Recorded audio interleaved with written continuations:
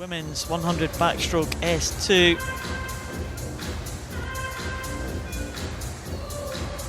Ladies and gentlemen, we welcome the athletes for the women's 100 meters backstroke S2 final. Again, this is a new event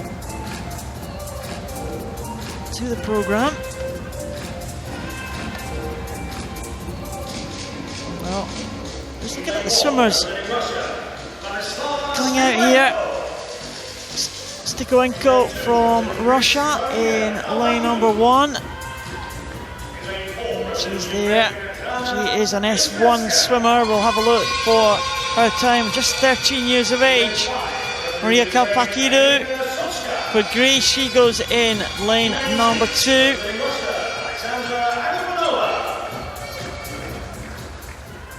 Just looking at the swimmers going in now. Do look like we haven't got a list there of the swimmers in lane number 3. It does look like there is Ingrid Thunen going in lane number 3. I'll have to check our system here. It definitely didn't appear on the start list, that name. Ilisavecka goes for Ukraine in 4. Arina Sotska for Ukraine in 5. Agafonova, the world record holder, in 6. Janet Adami in 7. And Semenova from Ukraine in 8. That is Ingrid Thunen.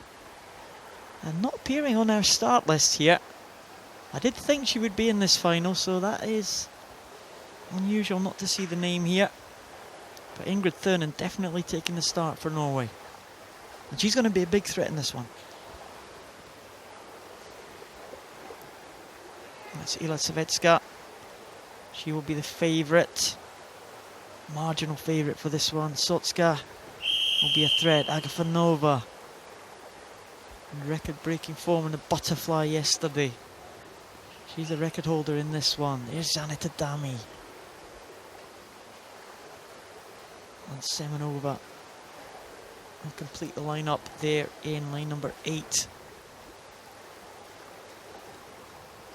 Again, a little bit of a variation on the styles this one. We saw the men pretty much using the same form of starts. A number of the swimmers are doing that, but some hanging on to the blocks. Janet Adami, for example, was quite high there at the start.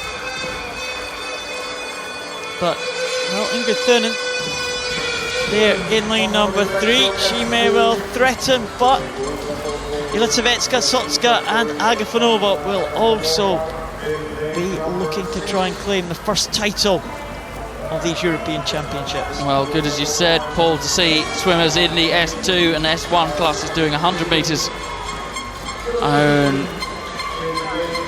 in the backstroke. There's absolutely no reason why not. The lead here being taken out by Ilisavecka of the Ukraine. Looking very smooth, managing to maintain a good body position. A lot of these swimmers really leaving it to the last minute when they get in on the start. The pool water very cold for race temperature, and swimmers in these classes in particular, their body temperature is so important. The temperature of their muscles affecting their performance, so everyone waiting until everyone's in place. That's a pretty good turn. It's absolute shocker of a turn from Agafonova. Yes, indeed, and she lost a lot of ground there. Agafonova was in a good position as they came into that turn, but as they came out, Arina Sotska went ahead of the Russian. Ilisavecka is now 3-4 metres in the lead, with Sotska coming back. Thunen and Agafonova now fighting it out for the bronze medal position. Looks like Ilisavecka may well have this one. Well, Savecka doing very, very well to keep her feet up as high as possible, keeping a good flat body position. She's doing that by, every time she pulls, you can see she pushes her head back. By pushing her head back, that changes the balance of her body and brings her feet closer to the surface. Well, coming into the last 5 now, I can tell you this is going to be a massive world record. Look at the world record mark there. Look at the time. 2:16.31. The world record has been broken by 30 seconds. A 30-second new world record for Gana Ilisavecka from Ukraine. Irina Sotska in second. And, well, it may well have been Ingrid Thunen from Norway in third, just ahead of Agafonova. But it's a new event. The record hasn't really been well established, but what a performance for Milosavecka. Yeah, well, I think we're going to see the record being broken a lot more now that this event has been introduced. People are going to start taking it much more seriously, start training specifically for it. But really, really superb performance from the lady from the Ukraine. It was good. She led from the start. Agafonova there. She challenged up until the turn, but my goodness, it wasn't a good turn for Agafonova. That really lost her some ground. I think she actually ended up in 4th position, just being overtaken by Ingrid Thunen. It was all about that turn for Agafonova. Yeah, she had to touch with her head and then spin her feet round.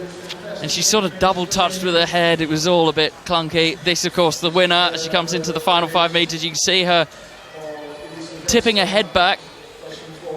And she just rolls over there to make sure she gets the full reach to touch the wall. You can see her hands going in at kind of 10 and 2. So she wants to be able to touch at 12 o'clock. Her hands are on a clock face. She wants to be able to reach right directly above her head. She can't do that, so she rolls ever so slightly when it comes to this last stroke. There we go, increasing her reach, shortening the distance between her and the wall, and therefore making a quicker time. Big smile. S2 swimmers. And some kisses. S2 swimmers, of course. Oh.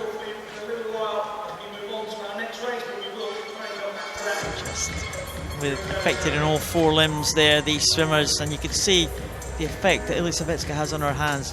We're not going to be able to get an official result. We did have